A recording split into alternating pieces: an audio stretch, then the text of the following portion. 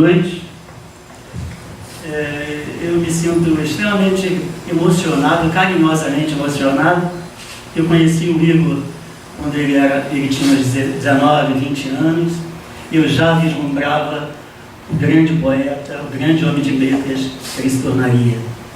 E fico muito contente que hoje, nessa celebração a ele, ao que ele se tornou para nós, do PEN Clube, para toda a literatura brasileira, ele me pediu para eu ler os textos dele, e eu vou tentar.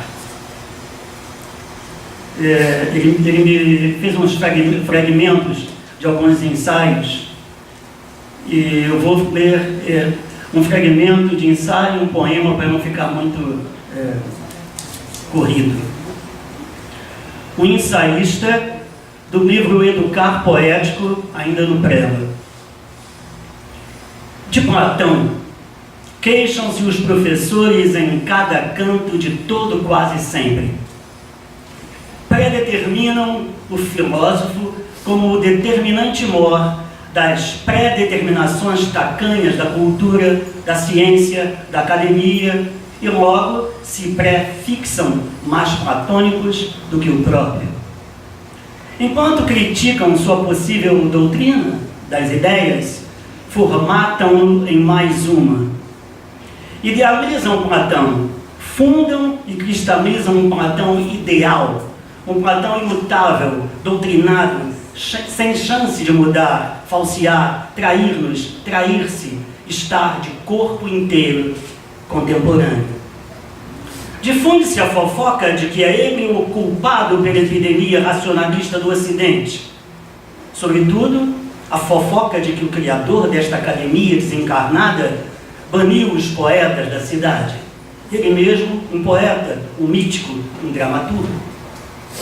Eis o vaticínio do professor poeta: infectar todas as palavras, todos os pensares, todas as propagandas e versões e traduções com o vírus poesia de que se vê portador.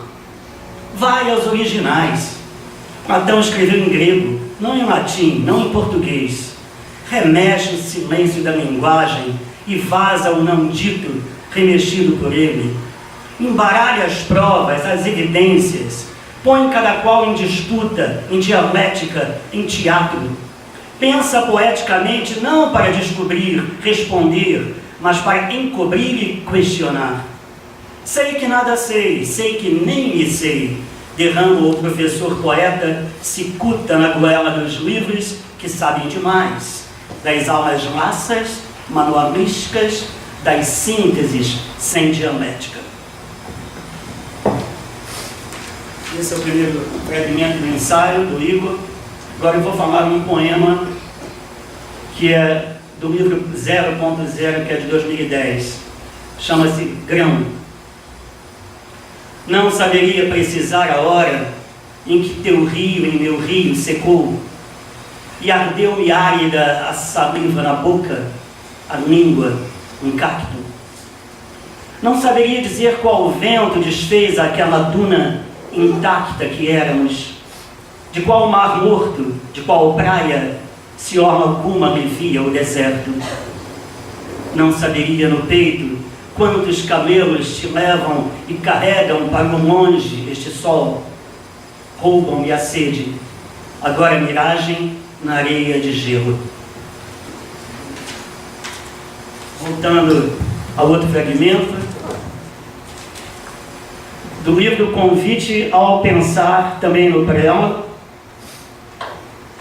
Convite ao Pensar. Luz não é um dado à parte da escuridão. Desde sempre nela, não deixa de estar imediatamente escurecendo, enquanto clareia, para que se dê a ver como luz. Sua ausência, o escuro, não designa um ente oposto, porque ele é o permanente presentificar. A claridade, assim, jamais algo ao modo de estar de um conteúdo tão inapreensível como vazio, ou no vazio, ela se irradia. Uma afirmação como a de que Deus é a luminosidade máxima, sem sombras, diz o mesmo que Deus é enquanto excesso, infinito, sem limite, contorno, que Deus é nada, a plenitude. Se tudo for luz, se houver chance de não existir sombra, plenamente veremos nada. A máxima iluminação é fim do aparecer e logo seu premente, permanente principiar, repouso. Ao nomear aquele ou aquilo que ilumina todos os entes, Deus não pode em si condizer com o iluminado, isto é, pressupor algo que o ilumine para que estranhamente se manifeste como o primeiro iluminador. Na condição de ente nenhum, porquanto o ser de tudo que é, não pode emanar, ou seja, não pode haver na criação, no ser, um agente emanador, criador de todo criado, e também já dado, emanado por. O divino, diríamos, a poesia, só pode acordar em tal reticência, no não dito, no silêncio vigor de toda ação.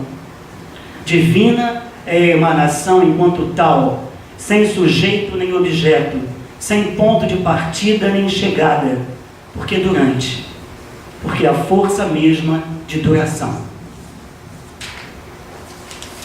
O último poema, também do livro 0.0, se chama 3. No triângulo amoroso, esqueça o teorema. Jamais a soma dos quadrados dos catetos será o quadrado da rainha hipotenusa.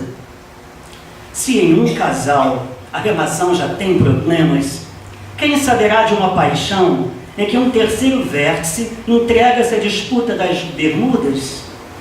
Também oscila em duelo e dúvida a existência onde a terceira via de outras é o segredo para uma vida que de par em par não muda. Como na orgia, em que o sucesso é consequência do número ímpar, a impedir que dois parceiros se comem, casem, melem, matem a suruba, me entrego ao gozo de viver além de esquemas. Sequer divido-me em metades ante o espelho. Uma terceira imagem, nele afim, masturba-me. Erótico é o 3, me desvenda, encontro no meu duplo, broxo, insatisfeito e tudo enruga. Eu quero mesmo o que confunda.